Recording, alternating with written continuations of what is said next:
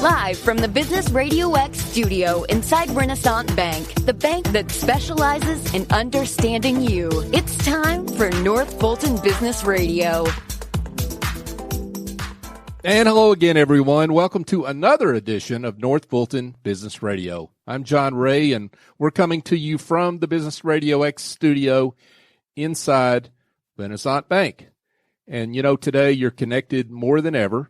Whether it's your friends, your family, or your life, Renaissance understands how you bank, offering the mobile banking services that you need.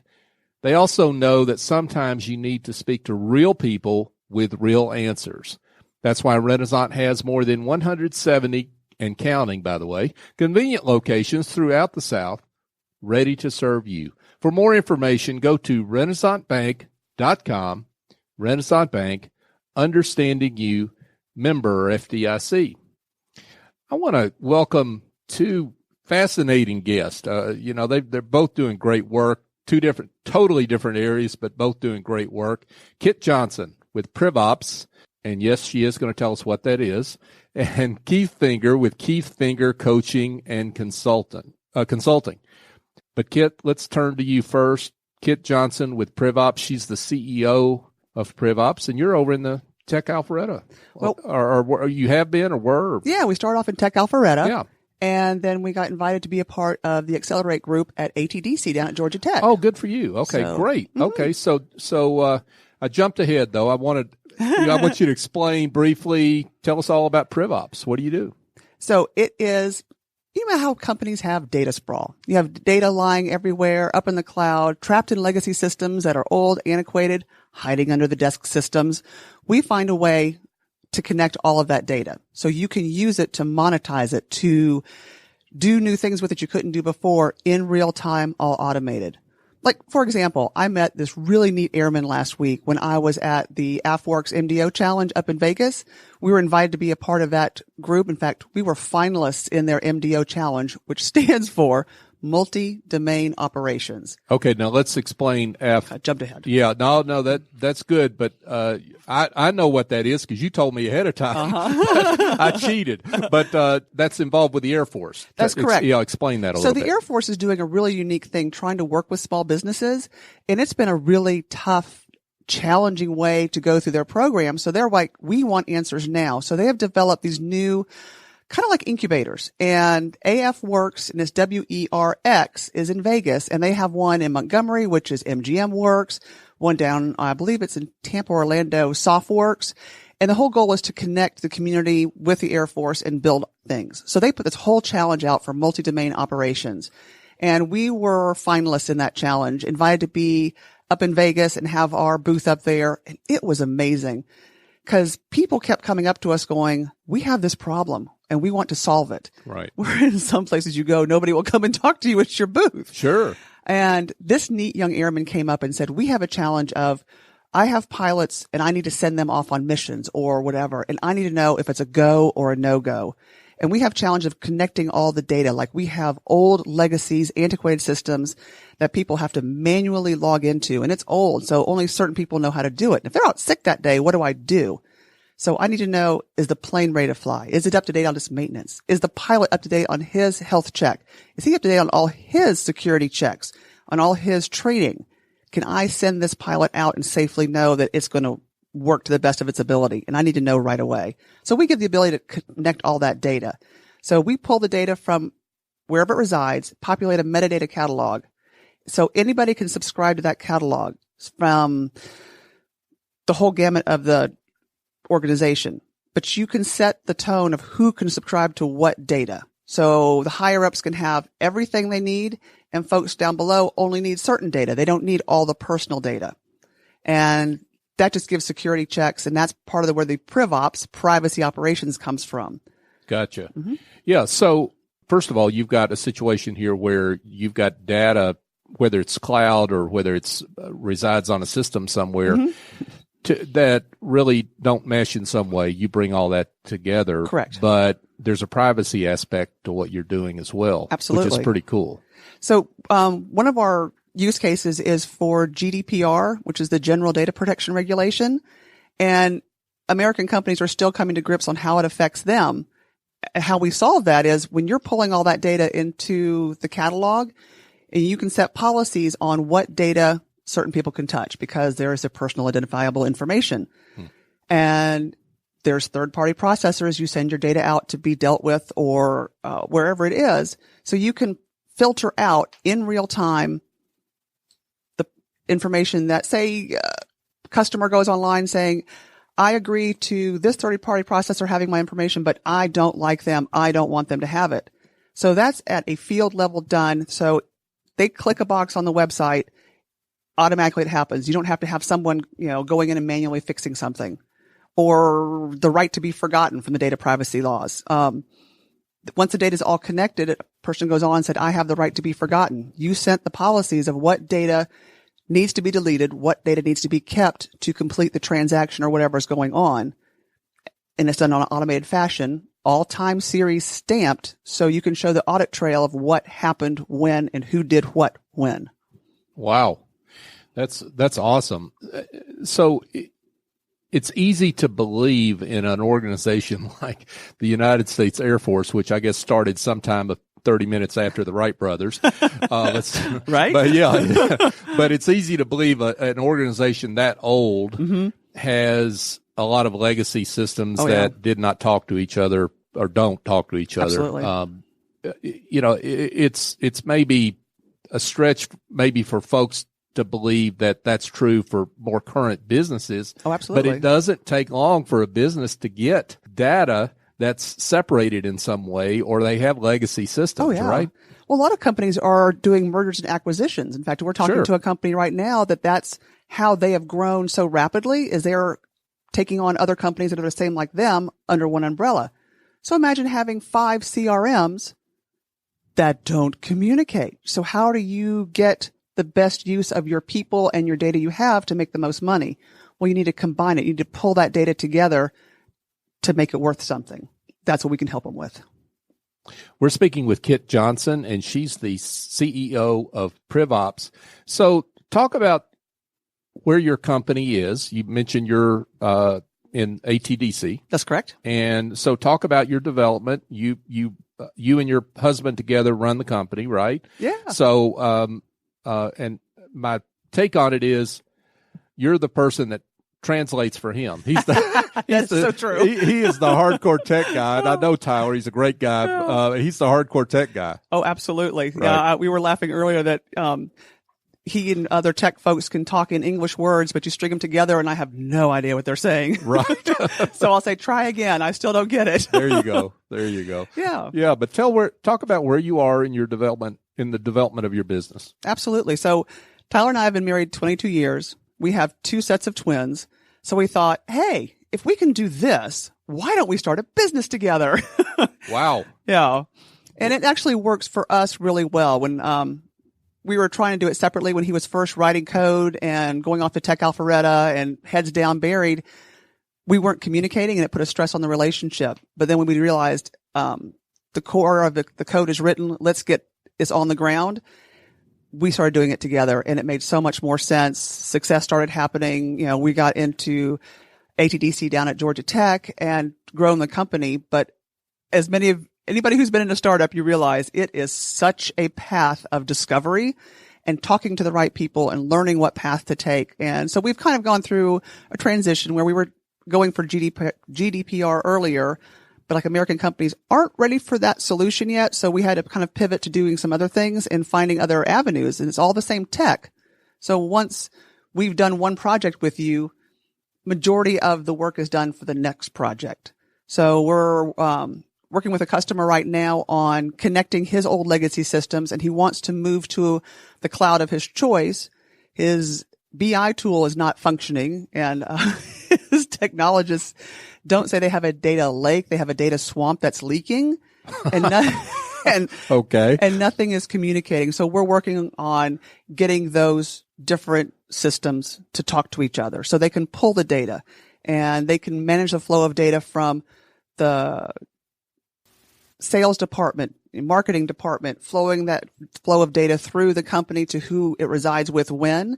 And then they want to be able to have repeat customers. So if we can pull the data from this system and that system and find out, are we getting repeat customers? What works to get repeat customers? That will grow their business even bigger. That's cool. Now, let's make sure we get this out there. The type of clients that are really good fits for you. I mean, because this is a big problem out there. Lots absolutely. of folks have this problem. So, but which of those folks out there are the best fit for your business, you think? And that's the unique thing is anybody who has data in systems that they want them to link together and they can't. And it's going to be, and this is all an open source platform where you're going to own your data. So this is based on Cassandra and Node.js, and then 10% is what we wrote. And the thing that makes me excited, and Tyler and I are really passionate about this, is we want companies to own their own data.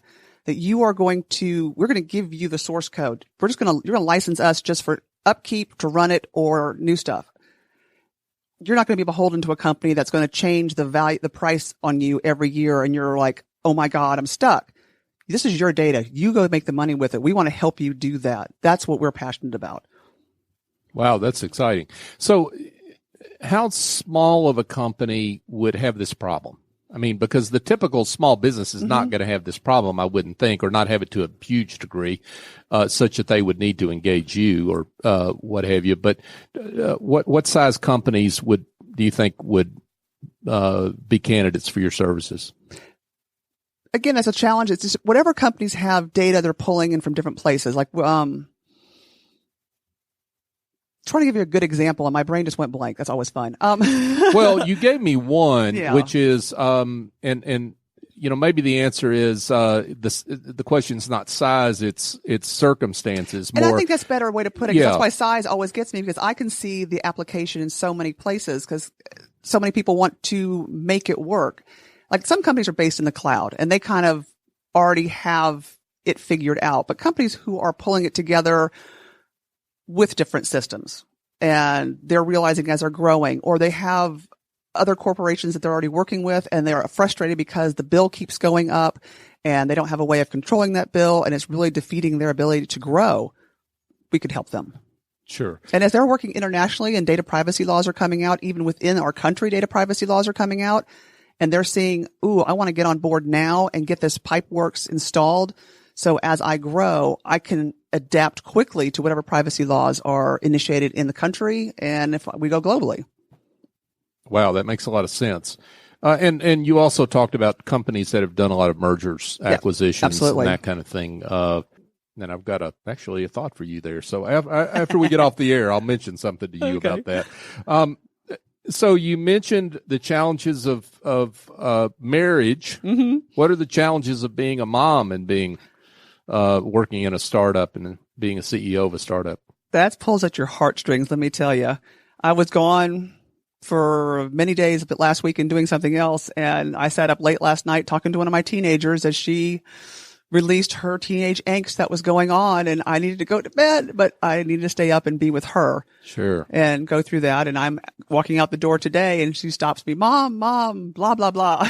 I'm like, I gotta go. Yeah. But the where I turn it around to a positive is I'm teaching them life skills also, and they're all on board. They believe in what mom and dad are doing. We've hired, my daughter who's a just graduated senior going to Georgia State, and she's our intern this summer. She's built my MailChimp list and she's doing some other website updates for us because that's what she loves to do. Where her twin brother, he likes to cook.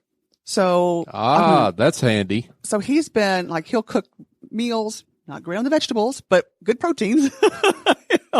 And they've all learned to wash their own laundry, and my standards for how clean the kitchen has gone really low. Yes. Like today, I had to walk out the door with my eyes closed going, please, honey, can you work on it while mommy's gone? So it's a balance, but you just have to take a deep breath and try not to let the guilt of not being there turn it around to look at it from a different angle. Well, and sometimes we forget that our kids are learning. Mm-hmm. When they see what you're doing, not necessarily work ethic, but some of the things that go into starting a company and building a company, right? Yeah, they see the passion and the drive and what we're doing. And we tell them We tell them what's going on. We tell them, where we are financially, why we're making the decisions we're doing financially, and what we can and can't do. So we don't have every brand new whiz bang. We make thoughtful, and it's been awesome to see them adapt to that in their own spending habits. Outstanding. We're speaking with Kit Johnson. She's the CEO of PrivOps. So, Kit, for those that would like more information, would like to be in touch with you and learn more about what you're up to, how do they do that? You can just email me directly, and it's Kit, K-I-T, at PrivOps, PRIVOPS.com. You can go to our website, which is also www.privops.com, and link there. I'm on LinkedIn, and those of you who know me, I love doing my little selfies. If you find me somewhere and want to do a selfie, let's do it, and I'll post us on LinkedIn. That sounds like a plan. Kit Johnson with PrivOps, thanks for being with us. Oh, thanks, Ray. Thanks, Radio X. This has been awesome. I'm glad to have you here. So, folks, if you need help in other ways, like with administrative tasks or bookkeeping or marketing, presentations, well, go engage a smart and reliable office angel. They're not a temp agency or placement firm. Office Angels matches your business support needs with angels who have the talent and experience necessary to help you maintain and grow your business on an ongoing or as needed basis. Your terms, your timeline. They lend a hand when needed and fly off when the job is finished. Find out more at officeangels.us or call Chief Executive Angel S.E. Escobedo at 770-442-9246. We turn now to an old friend, Keith Finger, and Keith is the namesake of his own business, Keith Finger Coaching and Consulting. Keith. Hello, John. Hello, you. How are you? I'm doing great. Yeah, you and I were just having lunch a few weeks ago. Yes, we were. Catching up after a while. And you are up to some cool stuff. Tell everybody about it. Well, I help people who are trying to make a career change. Sometimes they're in their 20s and they're just trying to get their groove to begin with.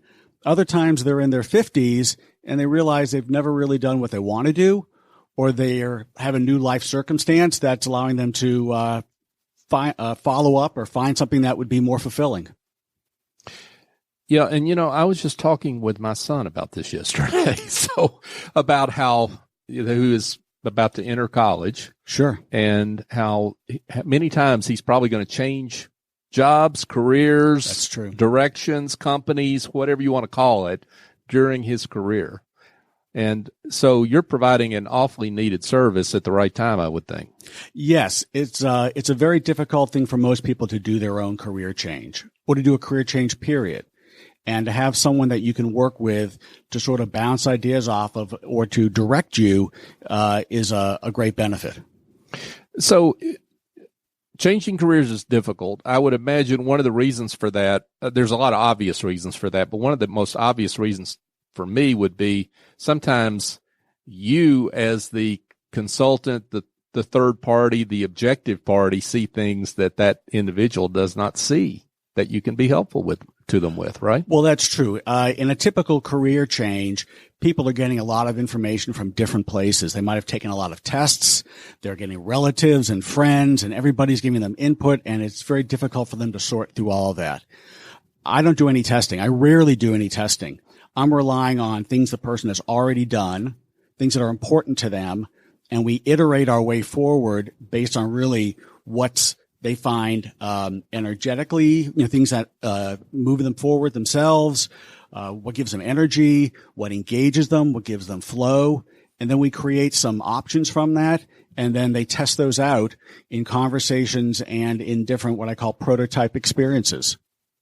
So, and I was going to get to that about your approach and how that differs maybe from others that do what you do. It sounds like you don't test.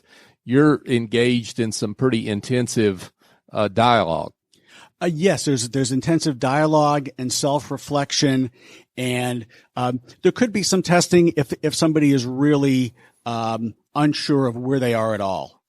But generally, people have done enough things in life, either personally or professionally, that they can draw on some events they've had, some experiences, and understand what gives them energy and what engages them and what doesn't. So if I want to make a career change, I'm unhappy with where I am, or I've been out sometimes it's involuntary. I've been downsized by corporate America, which is pretty common occurrence these days for folks. So how long does that change take? It can take longer or as long as a regular job search, maybe even a little bit longer. I think one reason people get stuck with it, because they're thinking that they can go online and find something and go, oh, this would be great for me. I've never done this before, but I can do it. And but they actually get stuck at that point. So I tell people you're really looking at probably at least 6 months from start to doing something, because not only do you need to learn about yourself, and we need to go through the process and come up with some options, you also need to test those and figure out if they're really what you think they are. And not only by having conversations with people, because everybody will say they love it or they hate it, and you need to figure out for yourself, but you really need to go and have some experiences that give you on the ground feeling of what it's like. So, shadowing, projects, anything that you can do, part-time work in that new field, that really gives you a sense of what it's like beyond what someone's opinion might be who's in it currently, which is also part of the process, though, and is very important. We're speaking with Keith Finger, and he's the CEO of Keith Finger Coaching and Consulting. Now, Keith, you and I were having a conversation over lunch, and you were talking about burning the boats. Yeah. Buddy, you burn the boats, and you really, I think, eat your own cooking when it comes to talking about this, right? Because you had a previous marketing career. Sort of still there. Yeah. But you're following a passion that you've developed. For sure. And that's different than the legacy career that you had. That's true. And I went through this process myself and realized through my own career change, and we talk about burning the boat, is I really didn't want to stay with what I was doing. That wasn't going to be the future. I knew that played a little part as I weaned myself off of that, and I still enjoy that. Sure. But I realized as I was doing my own career change that it was really difficult, and the process just was not working. This process of planning and implementing. You're good at all these things, and now find something that you can do that uses them. And I found it difficult to sort of make the next move. And instead, by iterating my way forward, I got a taste of what was possible and some ideas that I had, and that made it much more easy to actually choose then to become a coach and to help people with their own career search. Right. Yeah, we all have strengths, but not all those strengths give us joy. And there's actually something called a success disaster.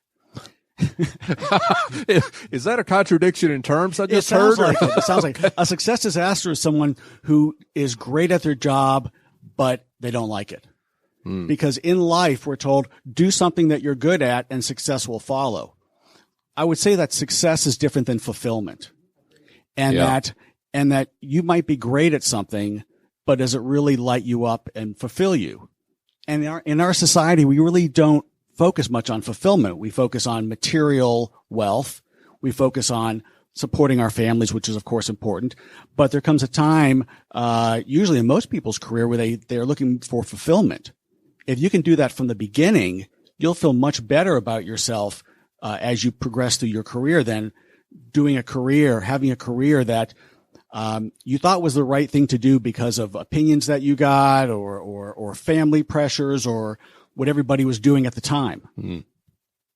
Yeah, that's a great point, because what you're talking about are folks that have kind of the golden handcuffs on them, either figuratively or literally. Yes. In corporate America, let's say, and the employer is not really necessarily, although this is not true about all companies, of course, but some big companies are not really concerned about their employees' fulfillment as much as they are getting next quarter's earnings. Right. Productivity. Yeah. Productivity. There you go. And so, folks feel trapped.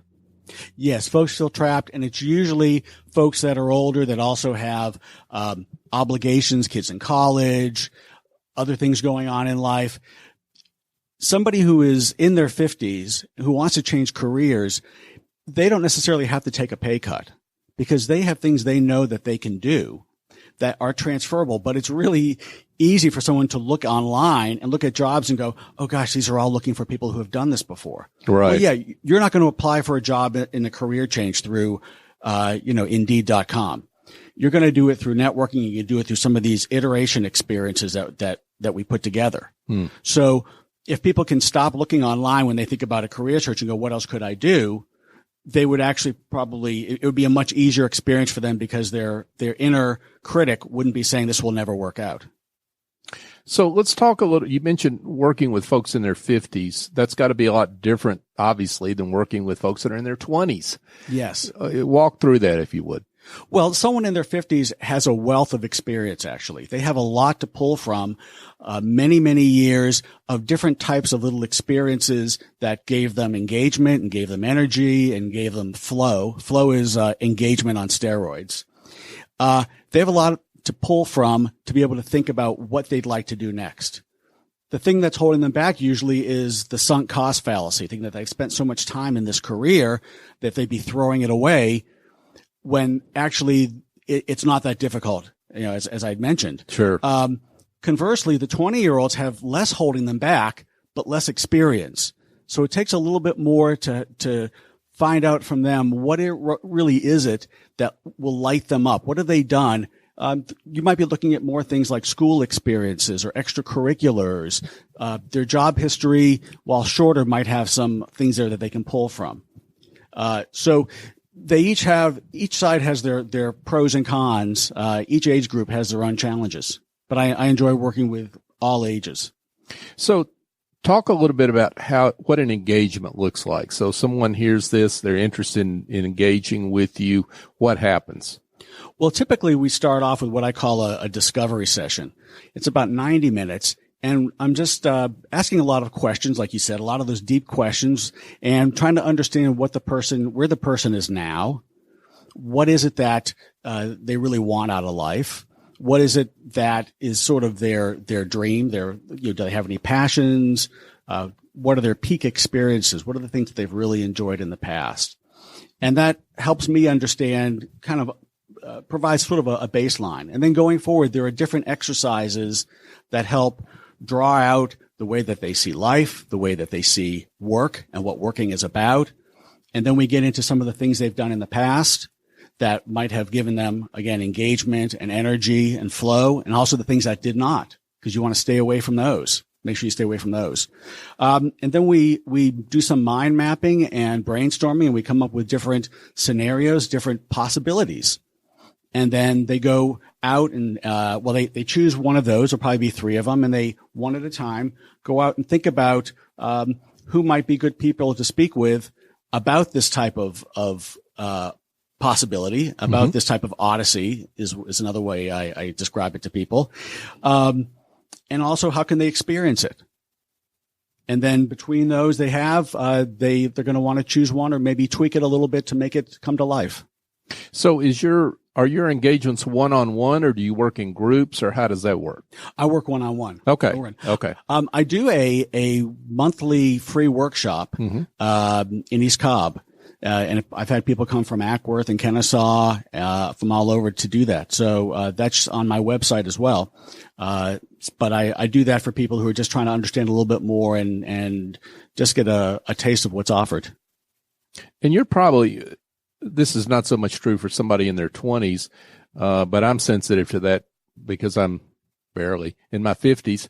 But me too. Yeah, but you're asking some questions for folks that age that they really haven't thought about for a long time, if ever. That's true. In fact, there have been guys, men in particular, their identity is very much wrapped up in their careers. Yeah. And there have been guys who have said, I was told by, my father that my job is to support my family and batten down any feelings of fulfillment. And they get to a point in life where they're actually holding that in, and they're tired of just being very mechanical about their career. I mean, you work at your job 8, 10 hours, 12 hours a day. Why should you not be happy about what you do? Yeah. Why should you not enjoy it? That awesome stuff from Keith Finger. Keith is with Keith Finger Coaching and Consulting. So Keith, we could talk for a while about this. This is great stuff. You're doing great work for folks. Tell them how to be in touch. My website is keithfinger.com, Keith, F like Frank, INGER.com. And I am Keith at keithfinger.com. And I'm also on LinkedIn. So would love to connect. And I post, I have a Facebook page if you're looking to attend that monthly workshop too. Outstanding. Keith, thanks for being with us. Thank you, John. Always a pleasure. Absolutely. Folks, just a reminder, you can listen to this show every Tuesday, and we have special episodes here and again. And if you miss any of the live shows that we do, you can find them on Apple Podcasts, Stitcher, TuneIn, Spotify. Yes, just about any major podcast app. We're on it. Or you can go online at northfultonbusinessradio.com. If you're on your podcast app, search for North Fulton Business Radio and you'll find us. Also, check us out on Twitter or on Facebook. We're at North Fulton BRX.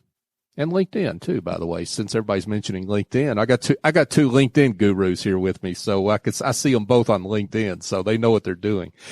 So I better mention that as well. So for our guests, Kit Johnson and Keith Finger, I'm John Ray. Join us next time here on North Fulton Business Radio. Renaissance Rewards Extra is the checking account that checks all the boxes. Roadside assistance? Check. Cell phone insurance? Check. More than 400,000 local shopping discounts? Check. Up to $25 per month in ATM refunds and a great rate? Check. All in an easy-to-use mobile app. To open an account or find out more about Renaissance Rewards Extra Checking, go to renaissancebank.com or visit us at any of our more than 190 locations throughout the South. Renaissance Bank. Understanding you. Member FDIC. Equal housing lender.